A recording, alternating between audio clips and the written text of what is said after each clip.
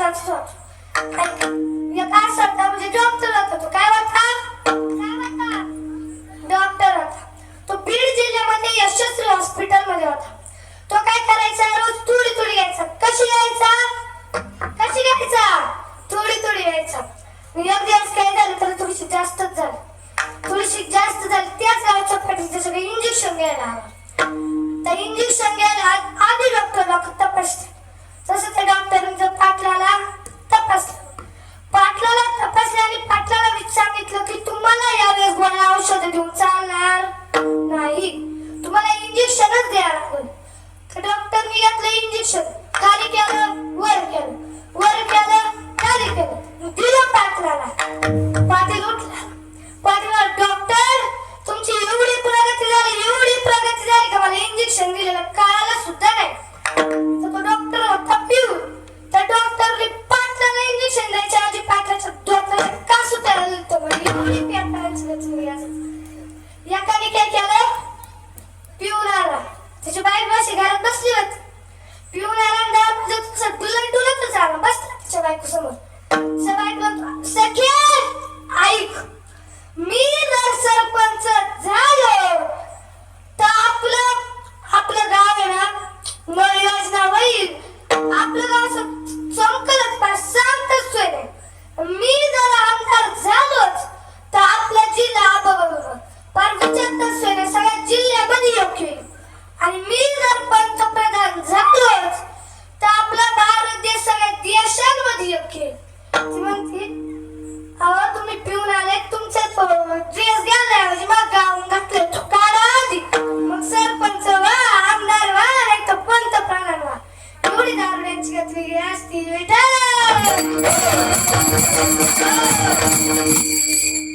एक प्याला रस्त्याने चालला होता, डुलत रस्त्याने चालला होता. वाकला खाली.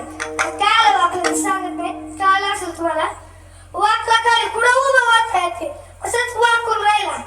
आला त्याचा मित्र डुलत त्याच्या पाशी. कसा आला? डुलत आला त्याच्या पाशी.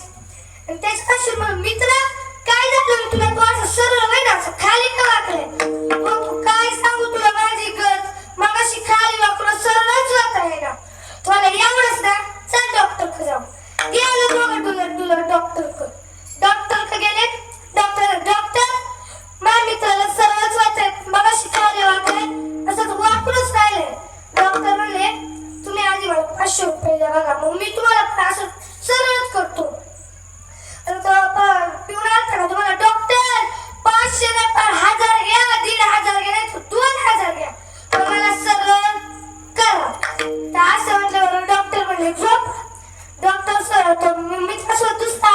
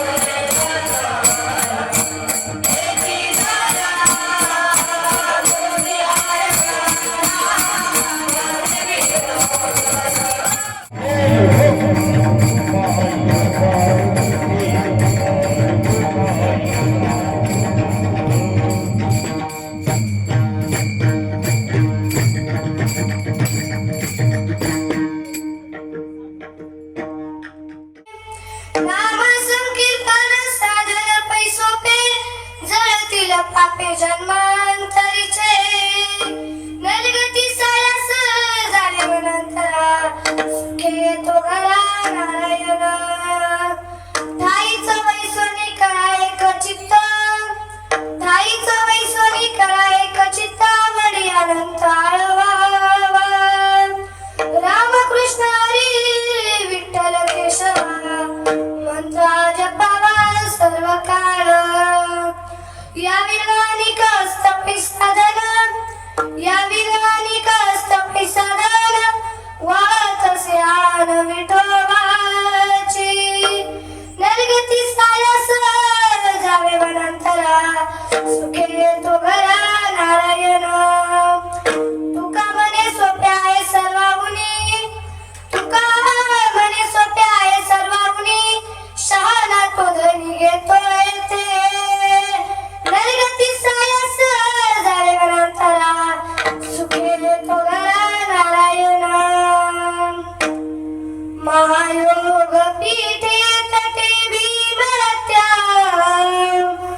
वरं पुंडरीकाय धातु मुनीन्द्रे समागत्य तिष्ठं तमनन्दगङ्गा परब्रह्मलिङ्गं भजे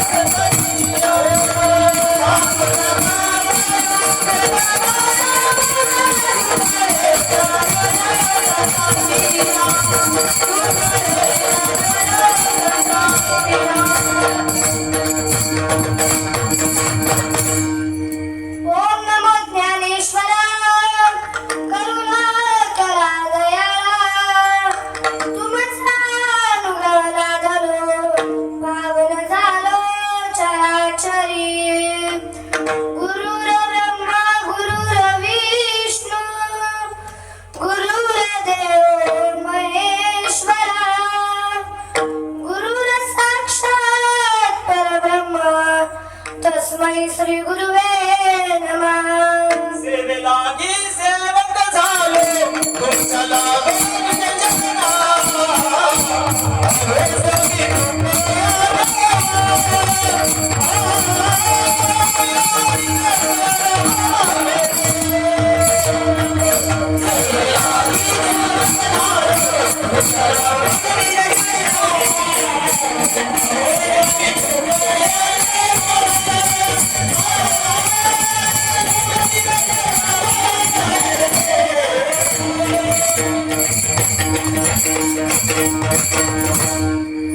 जेने धर्म जितविलाची बळी तो संभाजी जानवारी वावतरला जयाची टाकुळी त्या छत्रपतीचे आइए महाराज विराजे आइए महाराज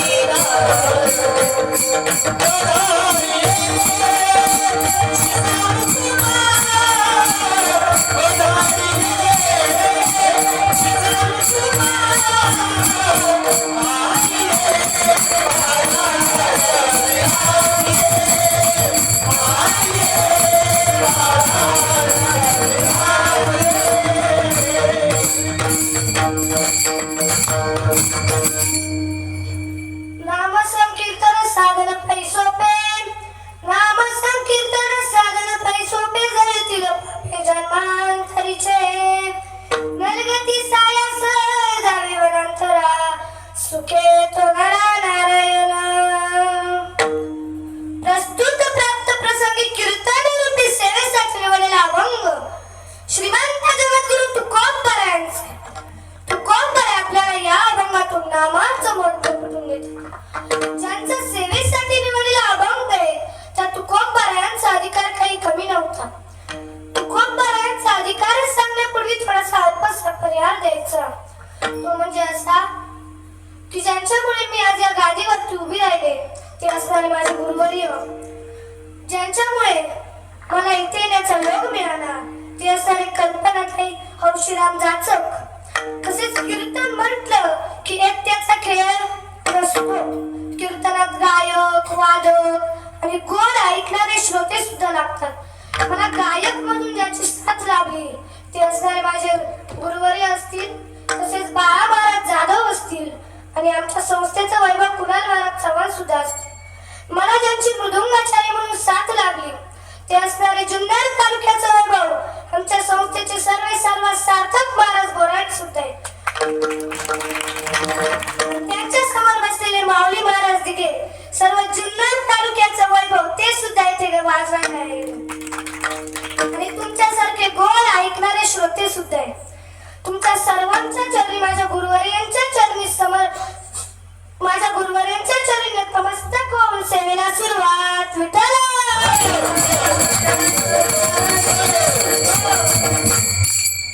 तुकोबरायांचा अधिकार काही कमी नव्हता वैकुंठाला गेलेला माणूस कधी खाली येत नाही का आलं कुणी आलं का बोला ना आलं का खाली कुणी आलं का बोला जरा आलं का कुणी मोठ्याने बोला जराशी आलं का पण माझे तुकोबरा वैकुंठावरून 3 वेळा खाली आले आणि समजा आलंच तुमच्यात एखादं समजा खालच एखादं त्याला दुसरा भूत घालून पळून जाईल पण तुकोबरायांचं तसं नव्हतं तुकोबरा वैकुंठावरून 3 वेळा खाली आले क्रमांक 1 भागीरथी क्रमांक 2 निळोबाराय आणि क्रमांक 3 संताजी जगनाडे तुकोबरा वैकुंठाला गेले भागीरथी रडायची धावा करायची बाबा गेले कवना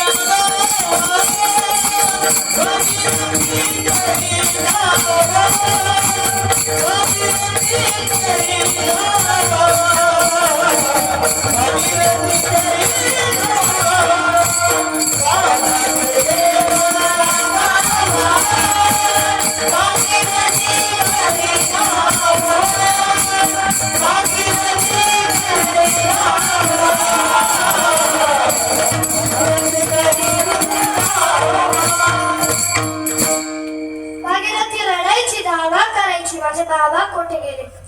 त्या भागीरथीची हाक ऐकून तुकोबराय वैकुंठावरून खाली आले आणि दरवाजाची कडी वाजवली. भागीरथीने दरवाजा उघडला आणि आपल्या बाबांना पाहताच भागीरथी आनंदाने रडू लागली. भागीरथी डोळे पुसत स्वयंपाक खोलीमध्ये गेली आणि स्वयंपाक खोलीमध्ये जाऊन तिला आठवले की बाबांना खीर खूप आवडते. तर खीरसाठी काय लागतं? काय लागतं? काय लागतं खीरसाठी? मोठ्याने बोला ना, काय लागतं? माझी भाषा समजते ना? दूध लागतं. पण घरामध्ये दूधच नव्हतं. भागीरथी तुकोबरायांकडे आली आणि तुकोबरायांना म्हणाली, बाबा खीर करायची, मला माहिती खीर तुम्हाला खूप आवडते, पण खीरसाठी घरात दूधच नाहीये. तुकोबराय म्हणतात, बाळा घरामधून तांतवली घेऊन ये. भागीरथी परत स्वयंपाक खोलीमध्ये गेली आणि तांतवली घेऊन आली. ती तुकोबरायांच्या हातामध्ये दिली. तुकोबराय ती तांतवली घेऊन येलेश्वराच्या मंदिरात गेले आणि येलेश्वराला पूजले. निर्जीवानंदीचे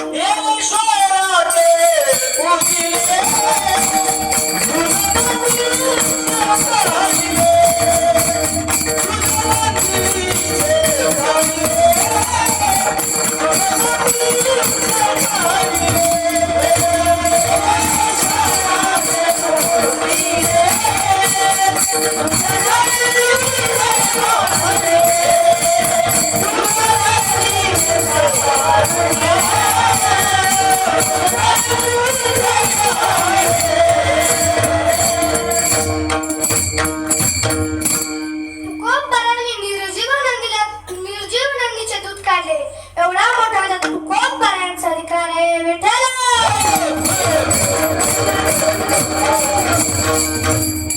तुकोबराय आपल्या जीवनामध्ये दोन प्रकारे जगले. क्रमांक 1 संसारी तुकोबराय, क्रमांक 2 साधक तुकोबराय. संसारी तुकोबराय म्हणलं की संसार काही सोपा नाहीये. संसारात दुःख आहे, संसारात सुखात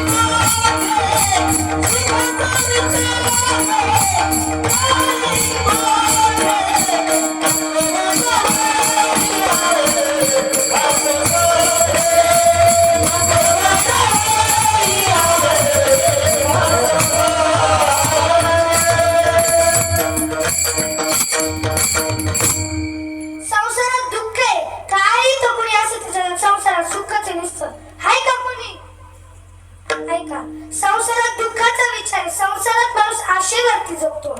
ज्याच्याकडे सायकल आहे त्याला वाटतं माझ्याकडे मोटारसायकल हवी. ज्याच्याकडे मोटारसायकल आहे त्याला वाटतं माझ्याकडे कार हवी. ज्याच्याकडे कार आहे त्याला वाटतं माझ्याकडे 10 चाकी हवी.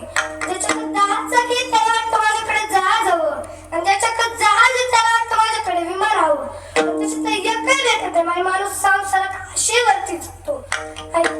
एक माणूस होता, तो रस्त्याने चालला होता आणि रस्त्याने चालता चालता रस्त्याच्या मध्यभागी त्याला एक जंगल लागले. त्या जंगलामध्ये वाघ होता. तो वाघ त्याच्या पाठीमागे लागला. तो वाघाला घाबरून घाबरून एका विहिरीत पडला. आता तुम्ही माझ्या विहिरीत पडला, विहिरीत खाली गेला. विहिरीत खाली नाही गेला, पण विहिरीच्या मध्यभागी एक वडाचं झाड होतं. त्या वडाच्या झाडाला लटकला आणि वडाच्या झाडाला लटकला. वर जाण्याचा प्रयत्न केला. वर वाघोबा होता. ज्या पाण्याला लटकला त्याला आगीमोळ होतं. ती आगीमोळाची पोळी जशी फुटली, एवढ्या माश्या चावल्या का विचारच सोय नाही. त्याच्या मनात युक्ती आली, आता माश्या चावल्या, आता आपण खाली उतरावं. खाली उतरण्याचा प्रयत्न केला. खाली नागोबा, वर वाघोबा, खाली नागोबा. ज्या पाण्याला लटकला त्याला आगीमोळ. त्या आगीमोळाची पोळी फुटली आणि त्याच्यातले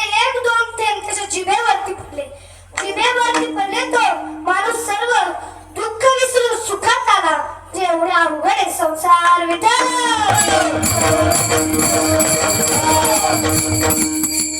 आणि संसारात जर दारुडा भेटला तर झालं. दारुडा भेटला का आपल्या नशिबात सोड. एक असं होता म्हणजे डॉक्टर होता. तो काय होता?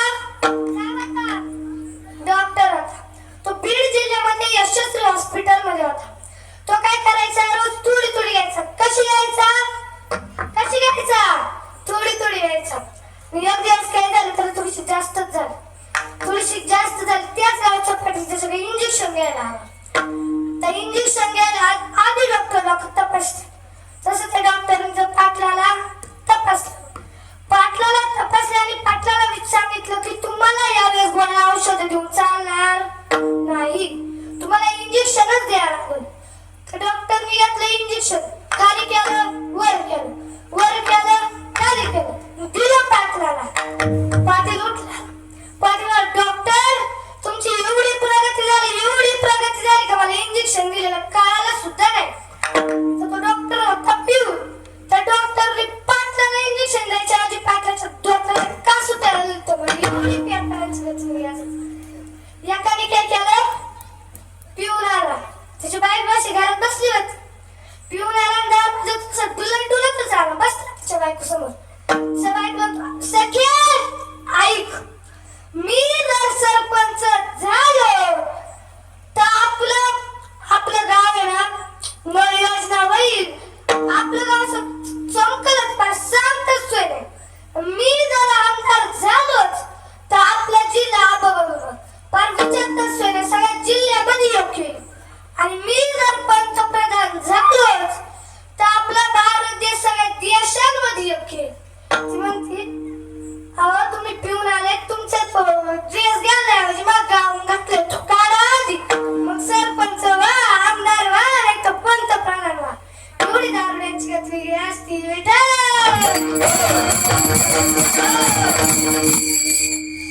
प्याला रस्त्याने चालला होता. डुलत रस्त्याने चालला होता. वाकला खाली. काय वाकलं सांगत नाही. काय असेल तुम्हाला? वाकला खाली. कुठं उभं वाकता येते. असंच वाकून राहिला. आला त्याचा मित्र डुलत त्याच्या पाशी. कसा आला? डुलत आला त्याच्या पाशी. आणि त्याच्या पाशी मग मित्र काय झालं तुला? तू असं सरळ नाही ना, असं खाली का वाकलंय? मग काय सांगू तुला माझी गत. मग अशी खाली वाकून सरळच वाकता आहे ना. तुला एवढंच ना, चल डॉक्टर जाऊ. गेलं दोघं डुलत डॉक्टर गेले. डॉक्टर माझ्या मित्राला सरळच वाचत मग अशी खाली वाकलंय, असं वाकूनच राहिले. डॉक्टर म्हणले तुम्ही आधी मला 500 रुपये द्या बघा, मग मी तुम्हाला असं सरळच करतो. पिऊन आलता का तुम्हाला? डॉक्टर 500 नाही पण 1000 घ्या, 1500 घ्या, नाही 2000 घ्या, पण मला सरळ करा. तर असं म्हटल्यावर डॉक्टर म्हणले झोप. डॉक्टर सर मी कसं दुसरा आलता का? डॉक्टर तर म्हणले तुम्ही जा दुसरी का बघा, इकडं बघू जरा तुला काय असं म्हटल्याबरोबर त्याने तिकडं बघितलं. तर डॉक्टरने काय केलं? शर्टाचं वरचं बटन आणि पॅन्टीचं बटन फक्त असं खोललं, तो डायरेक्ट सरळ उभा झाला. एवढी दारुड्यांची गत वेगळी असती.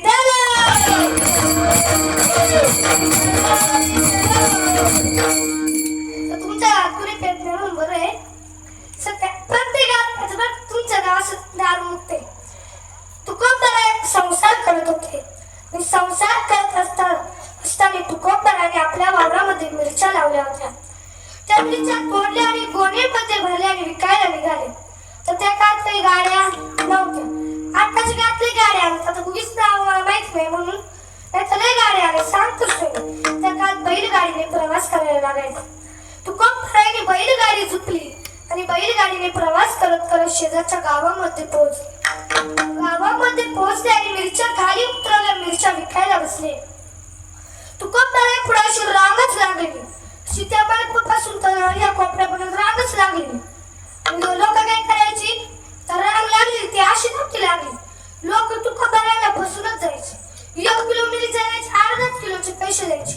4 किलो मिरची जायचे 2.5 किलोचे पैसे द्यायचे. काही सगळ्या मिरची फुकट घेऊन जायचे. फक्त आपले 1/2 किलोचे पैसे देऊन जायचे. आणि त्याच रागायचं का आड बघण्यात होता.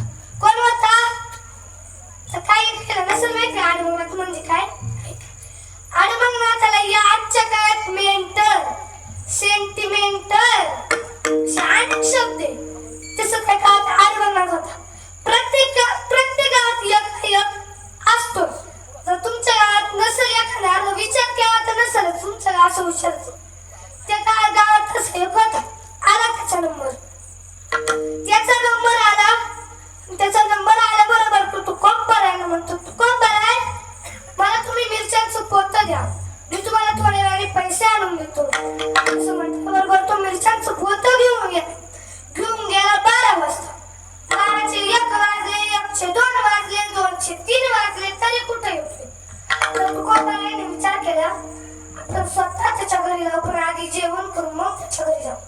त्या पांडुरंगाला एवढी चिंता, त्याने विटेवर उडी मारली आणि विटेवर उडी मारली. ज्यांनी ज्यांनी कमी पैसे दिले होते त्यांच्या घरी गेले. मागे पुढे उभा राहे संगीत. मागे पुढे उभा राहे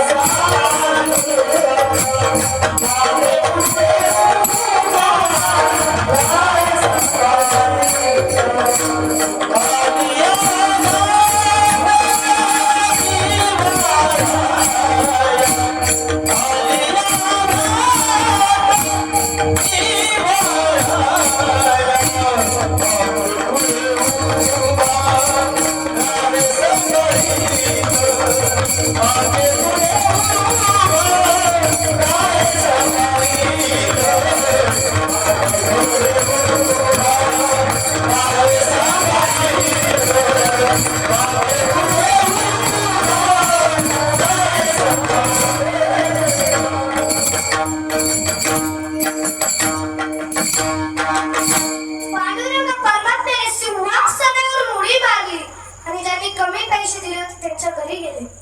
त्यांच्या घरी गेले, त्यांच्याकडून पैसे घेतले आणि शेवटी त्या आडवनाथाचा नंबर आला. आडवनाथाचा नंबर आला. पांडुरंग परमात्म्याच्या घरी गेले. त्याच्या घरी गेले, त्याच्या दरवाजाची कडी वाजवली. दरवाजाची कडी वाजवली, त्याने दरवाजा उघडला. दरवाजा उघडला आणि विचारले, कोण तुम्ही, कशासाठी आला आहात? असं म्हटल्याबरोबर पांडुरंग परमात्मा म्हणाला, मी तुकोबरायांचा सेवक आहे. तुम्ही आमच्या पाटलाकडून मिरच्यांचं एक पोतं नेलं, परंतु पैसेच दिले नाही, म्हणून मी स्वतः पैसे द्यायला आलो आहे. असं म्हटल्याबरोबर तो आडवा म्हणाला, कसले पैसे, कसलं मिरच्यांचं पोतं? मी तर काही तुकोबरायांकडून मिरच्यांचं पोतं सुद्धा आणलं नाही. पांडुरंग परमात्मा हुशार होता. त्याने घरामध्ये डोकून बघितलं तर घरामध्ये मिरच्यांचं पोतं पडलं होतं. तो ते काय तिथं मिरच्यांचं पोतं पडले, त्याचे पैसे द्यायला आलो मी. आडवा म्हटलं हुशार, कसले पैसे, मी नाही देणार, जाय तिकडं. असं म्हटल्याबरोबर पांडुरंग परमात्मा म्हणाला, तू पैसे देतोय का इथंच पैसे घेऊ? असं म्हटल्याबरोबर तो आडवा थोडासा घाबरला आणि घरामध्ये गेला, पैसे आणून दिले. पैसे आणून दिले. आता माझ्या पांडुरंग परमात्म्याच्या मनात विचार आला, आपण स्वतः जर गेलो तर तुकोबरात पैसे घेणार नाही, आपण पाटलांकडे जाऊ, पाटलांकडे पैसे. पांडुरंग परमात्मा पाटलांकडे गेले आणि पाटलांना म्हणाले, पाटील तुम्ही हे पैसे घ्या आणि तुकोबरायांकडे द्या. मी स्वतः गेलो असतो, परंतु मला घरी जायला खूप उशीर झाला आहे. असं म्हटल्याबरोबर पाटलांनी ते पैसे घेतले. मी विचारलं, कसले पैसे? असं म्हटल्याबरोबर तो पांडुरंग परमात्मा म्हणाला, मी रिचार्जचे पैसे, काही जणांचे द्यायचे राहिले होते म्हणून तुकोबरायांनी मला पाठवले की घेऊन या म्हणून. आता मला घरी जायला खूप उशीर झालाय, तुम्ही पैसे तुकोबरायांकडे द्या. त्या पाटलाने ते पैसे तुकोबरायांकडे दिले. म्हणजे तुकोबरायांनी आपल्या जीवनामध्ये संसार केला. क्रमांक 2, साधक तुकोबराय. साधक तुकोबराय म्हणलं की साधना म्हणलं की नामस्मरण. तुकोबरायांनी आपल्या जीवनामध्ये खूप नामस्मरण केले आणि काशी तीर्थक्षेत्रामध्ये एक जटाधारी साधू राहत होते. त्या साधूंनी शिवभक्त होते. त्या साधूने आपल्या देवाकडे आराधना केली की देवा, मला अशा माणसाची भेट घालून दे की त्याला सत्ता देवाची प्राप्ती आहे. भगवान शंकर त्याच्या स्वप्नामध्ये आले आणि स्वप्नामध्ये येऊन म्हणाले की तू देहू तीर्थक्षेत्रामध्ये जा आणि तेथे जाऊन तुकोबरायांची भेट घे. त्या साधूंचा प्रवास सुरू झाला. 2 दिवस गेले. 3ऱ्या दिवशी सकाळी ते त्या गावामध्ये पोहोचले. गावामध्ये पोहोचले सर्व लोक बहिर दिशेला चालले होते. कुठे चालले होते? बहिर दिशेला. तर काही केलं माहिती नसेल बहिर दिशा म्हणजे काय? बहिर दिशा म्हणजे वॉशरूम. वॉशरूम कुण अधिक शब्द टॉयलेट. त्याच्याकडून अधिक सांगायला नको.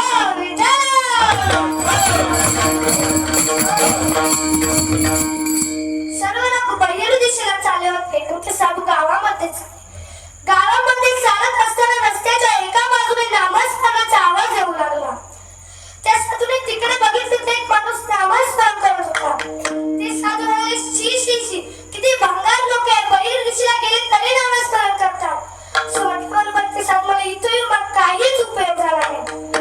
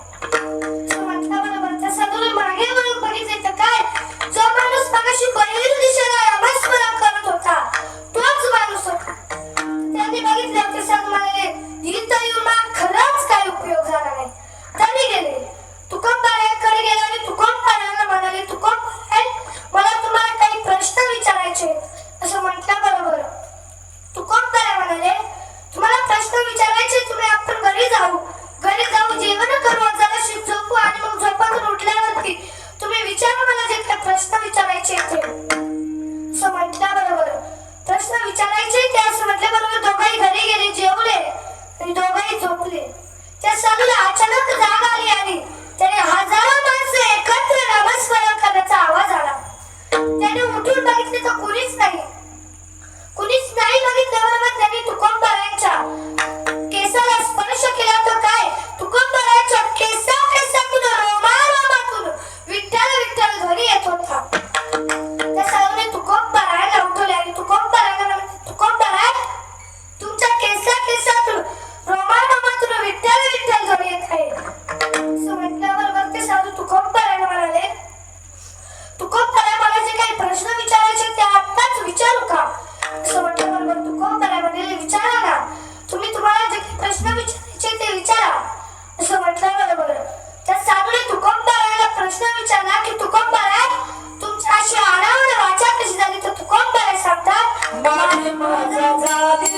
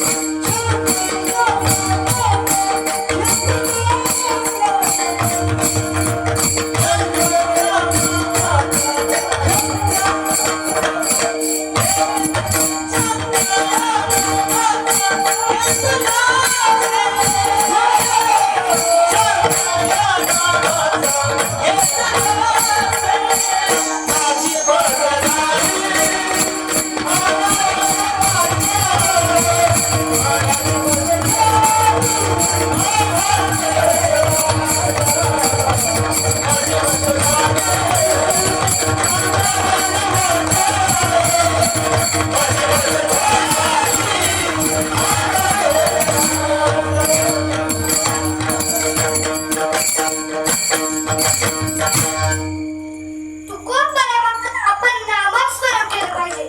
आपण कामामध्ये सुद्धा काम केलं पाहिजे. कामामध्ये काम काही म्हणाया कामामध्ये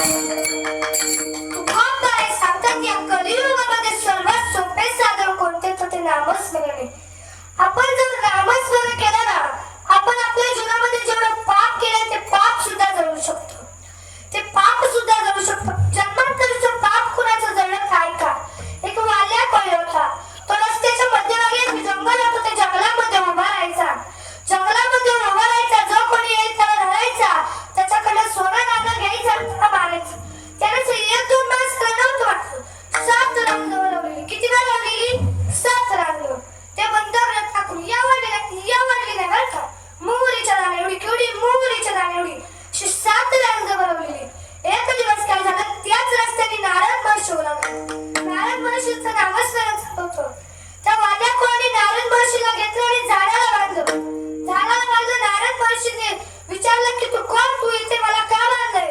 तो वाल्या कोणी म्हणाला, तुमच्याकडे सगळं सोनं नाणं द्या, नाही तर मी तुम्हाला मारून टाकेन. असं म्हटल्याबरोबर नारद महर्षी म्हणाले, माझ्याकडे काही सोनं नाणं नाहीये, माझ्याकडे विनाण्याची प्रत सोडून काहीच नाहीये. असं म्हटल्याबरोबर तो वाल्या कोणी म्हणाला, नाही नाही, मला तुमच्याकडे सोनं नाणं पाहिजेच. असं म्हटल्याबरोबर नारद महर्षी म्हणाले, त्याआधी तुम्हाला एक सांग, तू जे पाप करतोय त्या पापामध्ये तुझी पत्नी, तुझी मुलं बाळ भागीदार आहे का? तो नारद महर्षी म्हणाले, तुझी मुलं बाळ भागीदार नसतील तर तुला माहित नसेल तर तू घरी जा आणि त्याला विचारून ये. तो वाल्या कोणी म्हणाला, नको नको, मी घरी गेलो ना तुम्ही तू पळून जाशील. ते नारद महर्षी म्हणाले, पळून जाण्याचं तुला वाटतंय ना, तुम्हाला झाडाला जाणून ठेव. वाल्या कोणी नारद महर्षीला झाडाला बांधले आणि घरी गेला. घरी गेला, आपल्या पत्नीला विचारले की मी जे पाप करतोय त्याच्यामध्ये तू भागीदार आहे का? त्याची पत्नी म्हणाली, प्रत्येक पतीचं कर्तव्य असतं पत्नीला जे लागून देण्याचं, जे लागत ते आणून द्यायचं. तुम्ही ते पाप करताय, तुम्ही जे पाप करताय त्याच्यात मी भागीदार नाही.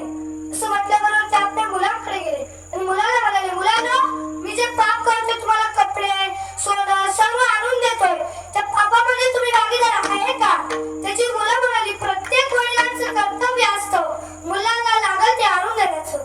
तुम्ही ते पाप करताय, तुम्ही जे पाप करताय त्याच्यात आम्ही भागीदार नाही. तो वाल्या उदास होऊन नारद महर्षींकडे आला. नारद महर्षी म्हणाला, नारद महर्षी, मी जे पाप करतोय त्यामध्ये माझी पत्नी, माझी मुलं कोणीही भागीदार नाही. मला कळून चुकलं की या जगामध्ये कोणीही कोणाचं नाहीये. नाही रे, नाही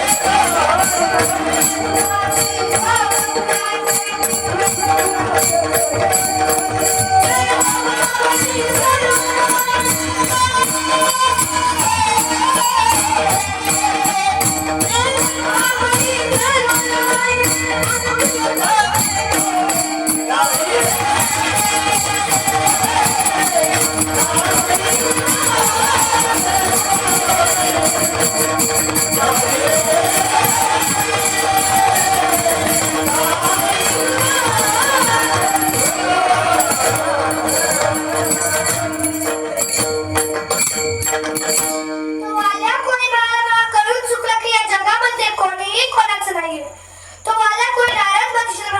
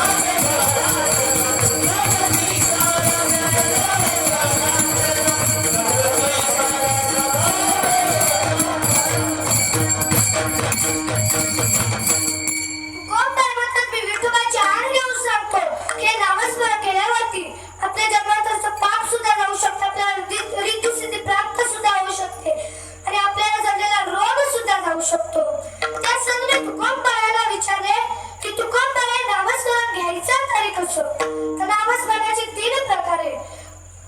क्रमांक 1 प्रगट नामस्मरण, क्रमांक 2 मौन नामस्मरण आणि क्रमांक 3 दम्भाने नामस्मरण. प्रगट नामस्मरण कुणी केलं? तर प्रगट नामस्मरण तुकोबरायांनी केलं. मौन नामस्मरण कुणी केलं तर ऐका. एक राजा होता. तो राजा काय करायचा? आपल्या मनामध्ये नामस्मरण करायचा. त्याची पत्नी काय म्हणायची? म्हणजे राणी काय म्हणायची? राजा तुम्ही एकदा तरी राम नाम घ्या. तर राजा मनातल्या मनात नामस्मरण करत होता. हे राजाला माहिती होत. आपल्या बायकोच नाही म्हणते. आपल्या बायको तुम्ही मला एकदा कुठेतरी घेऊन चला ना, तुम्ही मला एकदा तमाशा घेऊन चला ना. तसं ती राणी नव्हती म्हणत. ती राणी म्हणायची तुम्ही एकदा तरी राम नाम घ्या ना. असं म्हटल्याबरोबर एक दिवस काय झालं? राजा या खुशीवरून या खुशी होताना राम नाम म्हणाला. त्या राणीने ऐकलं. राणी सकाळी उठली सगळ्या राज्यात पेढे वाटले. राजाने विचार केला आज गायकुळाचा वाढदिवस, आज गायकुळाची गरबरणी, आज गायकुळ कसला सण, ही पेढे का वाटते?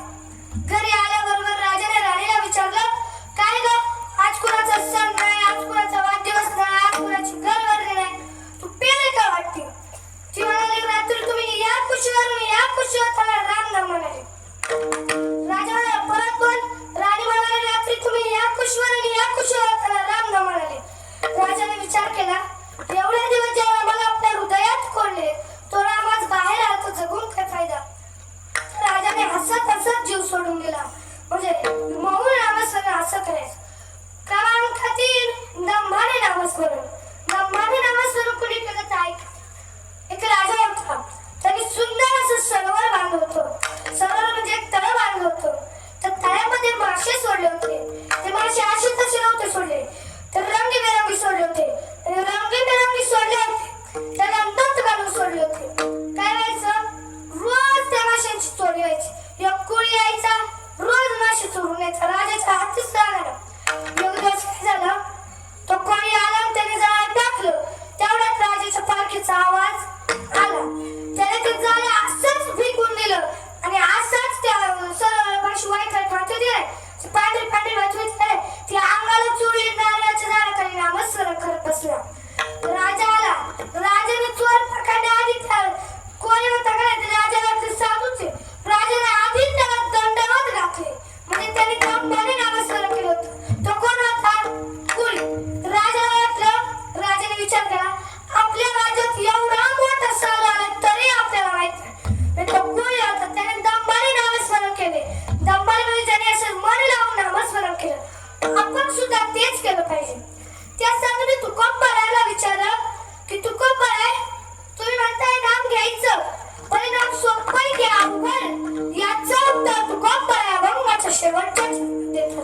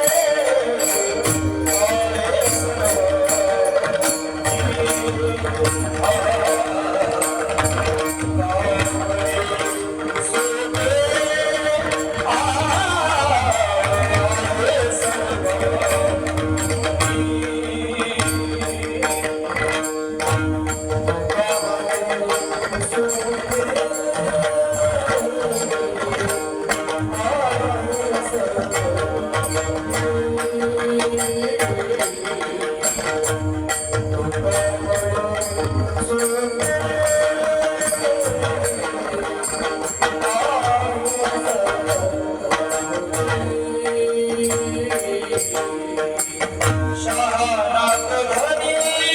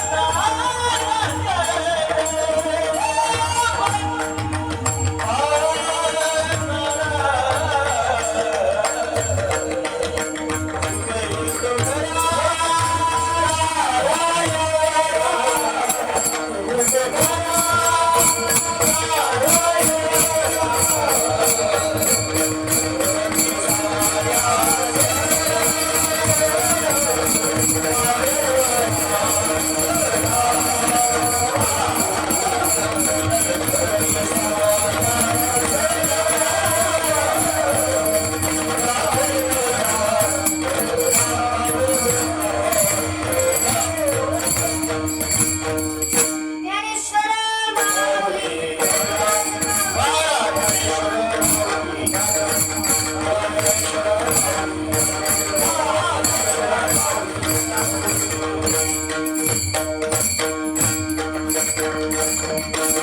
सर्व गायक वादक आणि तुमच्यासारखे गोड ऐकणारे श्रोते तुमच्या सर्वांचे आभार व्यक्त करून झालेली सेवा भगवंताच्या चरणी माझ्या गुरुवर्यांच्या चरणी आई वडिलांच्या चरणी समर्पित करून सेवेला पूर्ण